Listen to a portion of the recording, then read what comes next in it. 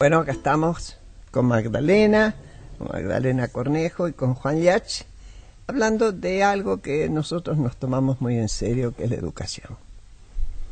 Bueno, sigamos con las preguntas de Pablo e iremos agregando.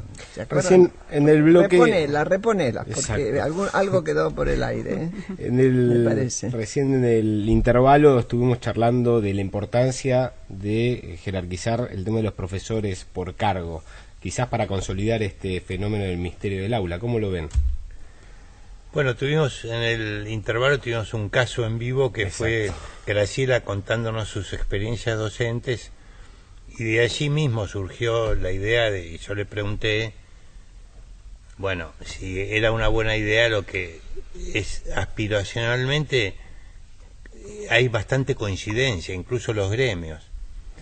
No es difícil en los pueblos chicos, sí, porque en los pueblos chicos no hay suficientes horas como para... Entonces un mismo profesor tiene su lógica que esté en 3 o 4 escuelas, pero en los centros de 100.000 habitantes y más, que son la enorme, debe ser como el 85% de la población urbana de la Argentina, que cada vez se urbaniza más. Sí, lógicamente, el profesor por cargo está en condiciones de integrar un equipo, conocer a los colegas, conocer a los alumnos y conocer cuál es el proyecto educativo institucional que cada escuela debería tener, aunque no todas lo tienen.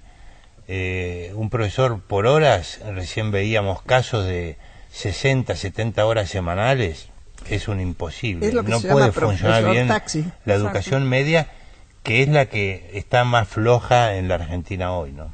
Además, si vos pensás en la enseñanza o el aprendizaje por proyectos, puede haber en un momento dado en un aula 3 profesores que estén con 3 temas cuando hay un proyecto. Sí, totalmente. Y quizás fortalecer el sentido de pertenencia, ¿no? De pertenencia a la institución, exacto, de una misión. Y trabajar una en misión, equipo, digo, entre los propios docentes, con el directivo, es esto de tener un proyecto institucional como escuela, de hacia dónde vamos, qué queremos, y que todos tengan puesta esa camiseta, como se dice, ¿no? Ahora, yéndolo específicamente educativo, voy a hacerte caso y voy a ser de reportero. Dale. No, me parece importante que vos contaras este tema que encontramos, que nos sorprendió bastante, de qué pasa cuando hay demasiada carga de tareas sociales dentro de la escuela. Sí, uno de los factores que encontramos es que a mayor servicios gratuitos ¿A qué le llamas servicios gratuitos? Servicios gratuitos puede ser merienda, almuerzo, desayuno que pueden recibir los alumnos, en algunos casos transporte, ropa, alimentos. Cuanto mayor es la provisión de servicios gratuitos, menor es el desempeño del alumno en lengua y matemática. Eso traducido también en que quizás estamos cambiando el rol de la escuela, volviéndola más asistencialista. Sacale el quizá. Bueno, exacto. Pero bueno, es la lectura que hacemos, abandonamos, ¿no? Lo académico. Exacto. Sí. La política social debería estar un poco más separada de la práctica educativa, ¿viste? Porque si mezclas todo, claro. La idea fue, bueno, surgió un poco, se acentuó yo creo en la crisis de 2001-2002. Pero ya venía, ¿eh? Sí, pero creo que se puso peor ahí. Un paso. Y entonces la escuela era por ahí el único lugar, en teoría, porque también está la casa, ¿no?, que se podía llegar masivamente a la población, pero yo creo que eso hay que repensarlo, me parece a mí, porque encontrar alternativas. Es muy contundente como nos dio estadísticamente. Muy significativo, o sea, no desviar el objetivo que también tiene la escuela, ¿no?, que es educar. Y esto no es despreciar, para que nadie salga, nuestros oyentes, ¿no? La situación actual, reconocer que hay necesidades sociales que hay que atender. El Estado tiene que atender. Sí, el Estado provincial, nacional, el municipal, quien sea. Pero habría que encontrar una alternativa. Exactamente. Y quizás los directivos y docentes de esas propias escuelas justamente están atendiendo un déficit que ven que se da en la sociedad. Porque al final no saben si son maestros, cocineros, mucamos, meseros o qué. Y tienen que lidiar con proveedores de golpe. Sí, varios hemos tenido la experiencia de estar en escuelas y preguntar cómo van las cosas, y el director te dice, bueno, estoy teniendo problemas con el carnicero, o Claro. Gustavo Yáñez me contaba, le dijeron sí. concretamente eso, o con otro proveedor. Claro. ¿Entendés? Está como desenfocado. No te está diciendo, estoy teniendo problemas con las matemáticas. Exactamente. Una pregunta, ¿por qué razón hay entre las chicas, parecería, y corríjame si me equivoco, más dificultades para las matemáticas y por lo tanto menos ingreso a las carreras que se llaman duras, como ingeniería y demás? ¿Qué pasa con Magdalena eso? es la tuya. La mía, Mira, vamos las chicas. La pegué, bueno. Mira que a mí me gustan las matemáticas, pero no. Ella es contrariamente- especialista en econometría. Sí, Mira. no, algo que encontramos, contrariamente a la creencia de siempre, que se decía que las mujeres tenían más facilidad en lengua y los hombres en matemática, en las pruebas a aprender en concreto encontramos que a las chicas les daba mejor en lengua y matemática en el primario, y en el secundario quizás eso no se ve tanto. Pero sí está esa creencia y no conozco los datos, habría que estudiar las estadísticas de si hay una mayor proporción o tendencia de las mujeres hacia En la ciertas práctica, disciplinas. cuando hay elección de carreras, se nota que hay en Sí. algunas, así como abundan las mujeres hasta en medicina, sacudís un árbol y te caen psicólogas por la cabeza, comunicadores Sí. sociales, todo Sí. eso, te Sí. caen muy pocas ingenieras. Bueno, ni hablar en educación, docentes mayoritariamente mujeres, ¿no? Bueno, eso ahí ya tiene otra sí, historia, Sí, ¿eh? sí, pero yo creo que es algo más cultural que empírico, o sea, no hay pruebas realmente de que la mujer, que haya un tema de género a la hora de aprender cierta materia, lengua o matemática. Yo Eso- imaginé, pero bueno. Eso no se encuentra al menos. Ahora, Pero yo es para más matizar cultural. voy a hacer una Sí. pequeña reivindicación de género. Machista. Ya que estamos en una época de paridad de género. ¿Qué? Es claramente, la Argentina es uno de los países donde las mujeres tienen más esperanza de escolaridad Sí, que los varones. de lejos. O sea, una chica de 6 años va a estar en principio 18 años por ahí en el sistema educativo y un varón 16. Sí, sí. Y eso se Con está suerte y empezando a viento a notar favor. en las aulas de secundaria ya y también en la Pero universidad. viene de lejos, ¿eh? Mi abuela fue a la facultad. Sí, pero no en esta proporción. No, pero te digo que había, y eso que no eran de familia, al contrario, fue para poder laburar. Pero y mi madre se recibió de maestra en una época en que eran muy pocos las mujeres que hacían secundario, y sus hermanos varones no terminaron el secundario. Y la mía era profesora de matemática y mi suegra también, o sea que te digo, Sí, son pero pruebas de que lo que decía... pero en una época en que yo después estando en Canadá y contando esto, porque hablábamos del tema de educación, no lo podían creer. ¿Eh? Perdón, ¿y a qué se debe, Juan, esta mayor esperanza de escolaridad? La verdad que no se ha investigado. Y a mí me llama la atención, porque si hablamos de paridad de género, hablemos en toda su dimensión, ¿no? Y es un tema... Mariano Narodowski es el único que ha escrito un paper sobre la Argentina y tratando de dar algunas ideas del por qué, pero no es un tema en el que se haya profundizado, y a mí me parece que es un tema que debería estudiarse más, porque... Y después se da otra contradicción, que ahí viene la otra desigualdad de género. A la hora de ver el mercado laboral, los varones son económicamente activos mucho más que las mujeres. O sea que en la Argentina se está desperdiciando todo un capital humano Así es.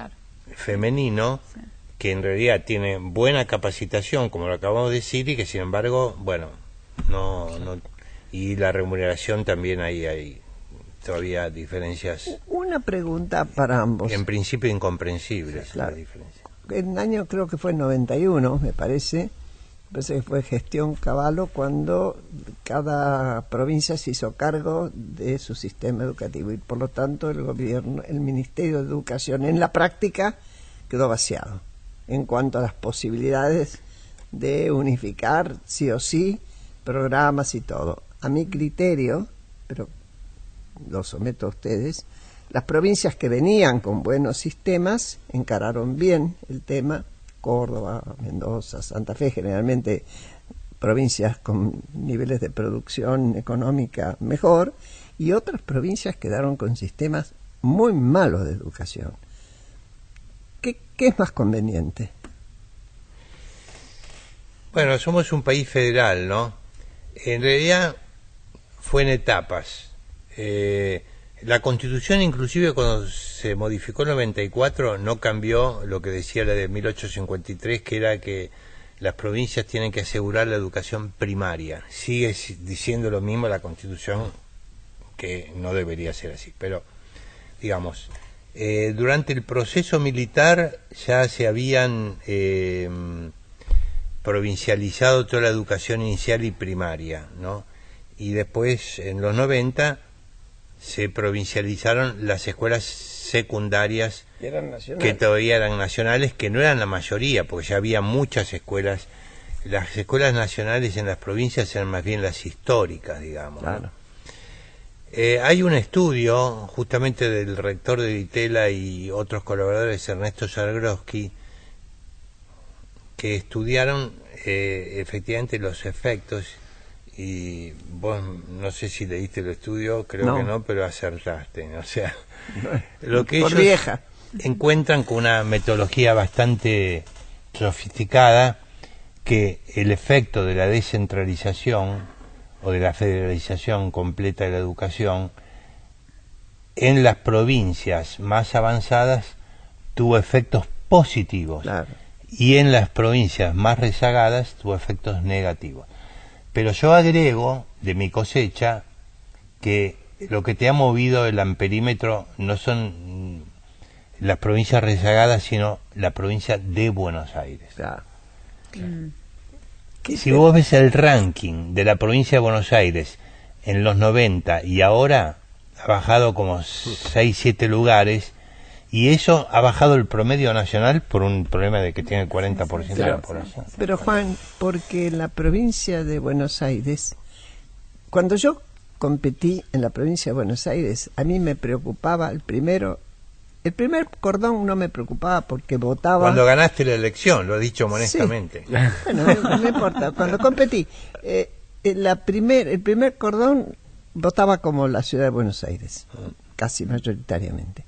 Me preocupaba el segundo cordón y un tercer cordón que se estaba armando. Ahora hay cuarto cordón. Sí. ¿De dónde viene esa gente? Viene de esas provincias que no generaron trabajos que los retuvieran en el lugar, que no generaron producción, que los retuvieran en el lugar, y en muchas de ellas todavía el gobierno es absolutamente clientelar. Verbigracia Formosa, fue con toda la letra. Desfavorecida por los recursos coparticipables, también el congelamiento del fondo del conurbano, o sea, bueno, ha habido un problema de recursos y de mal manejo también. Y por supuesto, las dos cosas se juntan, más gente y menos guita. Exactamente, y conducciones no brillantes. Corruptas. Bueno, sigamos avanzando. Al comienzo del programa hablamos de la importancia de volver a evaluar después de 16 años. ¿En qué se pueden mejorar las pruebas a aprender? Sí, hay varios puntos de mejora. En sí, la encuesta se estructura en varias partes. El alumno responde 27 ítems que son correspondientes a ciertas disciplinas, lengua, matemática, que eso ya está relativamente bien armado, porque hay un equipo de educadores y de psicólogos donde formulan bien las preguntas de acuerdo a la edad de respondiente, pero complementario a esas pruebas tienen algunos cuadernillos, ¿no?, que contestan los alumnos, otro que contesta el docente y otro que contesta el directivo. Por darte un ejemplo, el caso del docente tiene sentido en el primario, no en el secundario, porque a la hora de hacer la pregunta, ¿sí?, el docente en el secundario es el docente que justo estaba en ese momento, ¿no?, porque uno tiene un docente por cada materia. Entonces, bueno, eso sucedió en el 2016, en 2017 se suprimió la encuesta a docentes de secundario, pero por otro lado no estamos pudiendo relevar la perspectiva del profesor respecto del desempeño de los alumnos. Entonces, hay ciertos cambios que se están dando en las nuevas ediciones de Aprender, que con la idea de también tener un abordaje del contexto, más allá del desempeño del alumno en la prueba en concreto, del contexto en el cual está inmerso el alumno.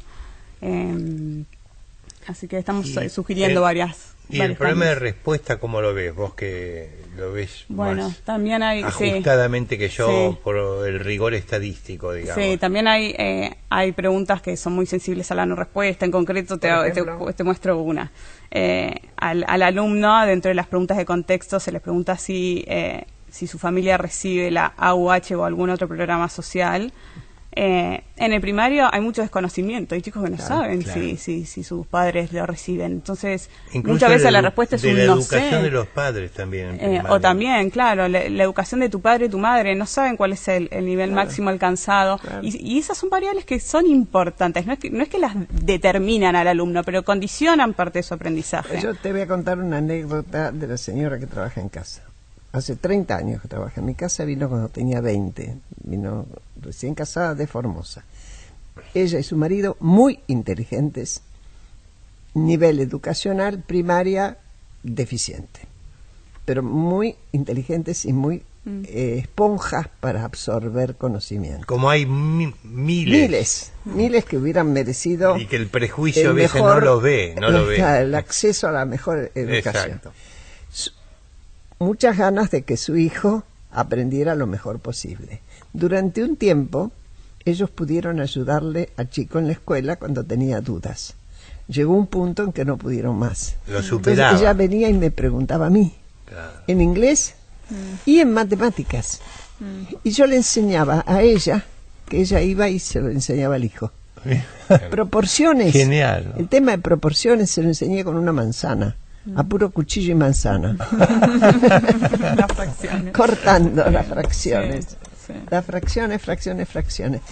Y trasladándolos al número, pero así, con el dibujito y así. Y ella fue y se lo enseñó a Juan. Hasta que, llegó un punto en que ya no superó bien mi tiempo. Y a ella, pobre, también totalmente, porque tendría que haber cursado, cosa que no quiso hacer, ¿no? Sí, perdón, Magdalena. No, está muy bueno el ejemplificarlo también.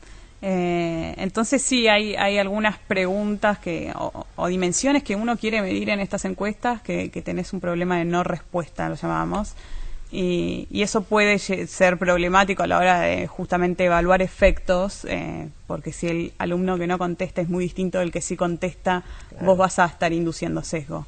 Entonces ahí tuvimos bastante cuidado estadístico a la hora de medir los efectos de las distintas dimensiones que queríamos, o que a partir de estas encuestas se pueden medir, ¿sí? Y después hay algunas pocas provincias de la Patagonia que se sublevaron total o parcialmente, caso Neuquén, Santa Cruz. Sí. ¿Por qué? U oficialmente... Y porque se cerraron las escuelas el día de la medición de aprender. Claro. La negación, el miedo a ser evaluado. El miedo a ser evaluado, cuando en realidad debería ser esta prueba, que antes no se hacía de la misma manera sistemática, se le manda por vía internet al director los resultados. Claro. O sea, y la mayoría los abre. Después no sabemos bien qué hace con eso, claro. Pero esto hay que seguirlo y profundizarlo porque es una herramienta fundamental para la formación situada en cada escuela. Ahora, para dar una nota optimista en la línea de, ¿cómo se llama?, de tu empleada. Se llama Graciela, igual que yo. Graciela. Yo creo que subyacentemente, a veces no se lo ve tanto, hay todavía una convicción en la gran mayoría de los argentinos de que hay que apostar a la educación. Por ahí se ratean, por ahí faltan, por ahí tratan de copiarse. Todo. Chicos, sí, es legítimo, le pasó a todos. Por ejemplo, vos ves las universidades del Gran Buenos Aires, que algunas son buenas, otras regulares y otras malas. Y otras fueron puro negocio. La matrícula ha explotado. Sí. Porque vos pensás para un chico que vive en Moreno, por ejemplo, tener que venir a la UBA, son 3 horas y pico de viaje tranquilamente, entre ida y vuelta. De tu medio ambiente. Lo cual por un lado es bueno porque te conecta con otro, pero sobre todo en los primeros años la apoyatura del amigo y del grupo de compañeros es totalmente importante. Y lo mismo va en esto por el lado malo, si se quiere, en cuanto a la causa, que la gente se esté migrando hacia escuelas donde hay clases, digamos, ¿viste? No, y eso muestra que la gente se preocupa por exacto, el tema, y conozco ¿viste? de universidades malas que fueron puestas exclusivamente por cálculo político, Sí, que totalmente. los chicos se van a otra. Mm. Porque el chico no es tonto. O sea, eso hay que valorarlo porque yo creo que es como una apuesta de los sectores sociales no favorecidos a la educación. No Porque, digo que son todos, pero la mayoría de la gente apuesta por eso. yo creo que hay una cuestión que la vez pasada lo discutíamos sobre si hay lugares de grietas que se están cerrando, para no hablar de las de ahora, ¿no? Y me parece que cada vez más se cierra, corríjanme de nuevo si me equivoco, la grieta con respecto a Sarmiento. Cuando yo era muy joven estaba el pleno revisionismo histórico, donde Sarmiento se había convertido en un crápula, entregador, no sé qué, no sé cuánto. Ahora, si hay alguien que la tuvo clara con el tema de la educación, fue Sarmiento. Yo creo que ni siquiera se lo hemos reconocido suficientemente. Y no con un gran himno que es difícil de cantar, sino con todas las cosas que hizo. La palabra loor. En general los chicos Y gratitud. decían olor, pero bueno. Pero sí, yo un poco en la escuela, el Colegio El Salvador, de los jesuitas que fui, primaria y secundaria, había profesores muy anti-Sarmiento y otros que lo defendían. Y bueno, Sarmiento, digamos que no ayudó mucho porque tiene frases como que no hay que ahorrar sangre de gauchos, por ejemplo, referida al Chacho Peñalosa y Sí, demás. pero se peleaba con Alberdi, Sí. cuando Alberdi decía no le enseñemos a todos a leer porque después votan y no votan como queremos. Y él decía sí, que lean todos. Yo creo que Sarmiento, yo creo que pocos hombres cambian de por sí una historia. Pocos. Y de hecho pero entregó la lo de sangre de su Sarmiento hijo. yo creo que fue decisivo para que la Argentina a fines del siglo XIX apostara muy fuerte por la educación. Yo creo que Y eso... me parece que ese es uno de los motivos, porque era inclusivo, porque no te decía solo para los varones la educación pública. Ese es uno de los motivos Sí, por los totalmente. cuales las mujeres en la Argentina nos alfabetizamos antes que en otros países. Y porque tiene una fue lección inclusivo. interesante para los políticos, Graciela, vos que sos política. Sí, pero ya en retiro. Pero cuando él, después de ser presidente de la República, fue director general de escuelas de la Sí. provincia de Buenos Aires, que Era era lo que más el le gustaba. ministro, Claro. pero se llamaba director general de escuelas, Sí, sí.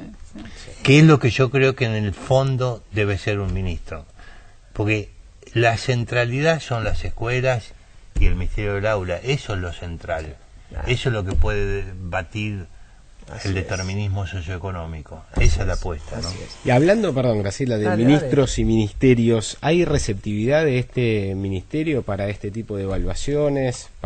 ¿Se ve después que estas Bueno, estas esta- investigaciones se llevan a la Omitimos práctica? decirlo, pero en realidad nos la encargó la Secretaría de Claro. Evaluación Educativa. Educativa del Ministerio de Educación, o sea, Pero la- Nación. usted, exacto. Sí, de De la la nación. nación. Sí, de la sí. Nación, Oradores. Sí, sí. que es uno de los roles que tiene que cumplir la Nación, es Claro. evaluar el sistema. Claro. También tiene el Instituto Nacional de Formación Docente a su cargo, la Nación, ¿no? Pero ustedes, digo, hay esta plasticidad y se ve que después se lleva a cabo, se Sí, refleja después, en políticas. Digamos la verdad, después vienen las tristezas de la política, porque, por ejemplo, ellos tienen que resistir presiones de gobernadores a veces Sí, sí, para sí. que no publiquen tal dato, tal otro. Sí. Que, No, que nos es perjudica tremendo, en su ¿viste? rendimiento. Sí. Y Sí, sí. pero es así, la Porque le miserabilidad va, y es es esa. el año electoral y entonces... Sí, sí.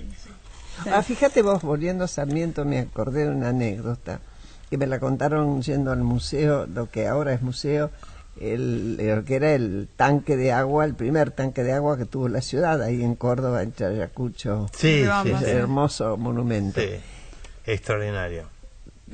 Sarmiento era presidente y había un dinero, y le dijeron, señor presidente, es para hacer 5 hospitales. Dijo, no señor, nos vamos a poner antes, vamos a tener que tener agua corriente en esta ciudad, porque se venían las pestes, había Tremendo. todo tipo de pestes. No se hizo durante su presidencia, se tardó mucho después, lo hizo un ingeniero Cochlan, que así me enteré por qué se llamaba Cochlan el barrio, yo no sabía, pero al final se hizo. Pero él, ante una cuestión populista, si querés, en el mejor sentido, 5 hospitales, dijo, no, ojito, es el agua podrida y contaminada que estamos tomando lo que hace claro. la necesidad del hospital, entre otras cosas, ¿no? Era la visión de una persona. Bueno, yo les agradezco. ¿Hay algo que quieran agregar? No, yo Eslogan de campaña, por favor, pido. No, sin hacer campaña, nos sí. gustaría, nos gustaría Pero no decir de partido, sino de educación. No, por la educación sí, pero si bien, a ver, los resultados en el promedio son bajos, el desempeño es muy pobre en lengua y matemática, y sobre todo en matemática, y sobre todo en el secundario, creo que acá la buena noticia es un poco lo que decía Juan antes, ¿no? Que hay evaluación, que hay un diagnóstico, porque a la hora de hacer una política pública vos necesitas medir, necesitas optimizar tus recursos, ver en qué destinarlo, ver qué puede impactar sobre las futuras generaciones. Entonces creo que acá la buena noticia es que hay un diagnóstico y que se va perfeccionando en eso, en el tiempo. Sí, y yo subrayaría el título de nuestra nota que leyó Pablo, volví a leerlo porque... Las escuelas y los maestros son cruciales para mejorar la educación. O sea, nuestro estudio aporta eso, aporta lo socioeconómico, condiciona mucho, pero no es una fatalidad, y la escuela puede hacer mucho. Para eso necesita herramientas. Le puede cambiar el destino a un chico. Exactamente. Muchas gracias, Juan. Gracias a ustedes por la invitación. A ustedes. A ustedes que nos estuvieron escuchando, seguramente enamorados de ambos invitados. Les digo hasta el próximo domingo, que lo pasen muy bien. No toque el dial, porque viene La Otra Mirada con Gustavo Mura, que vale la pena.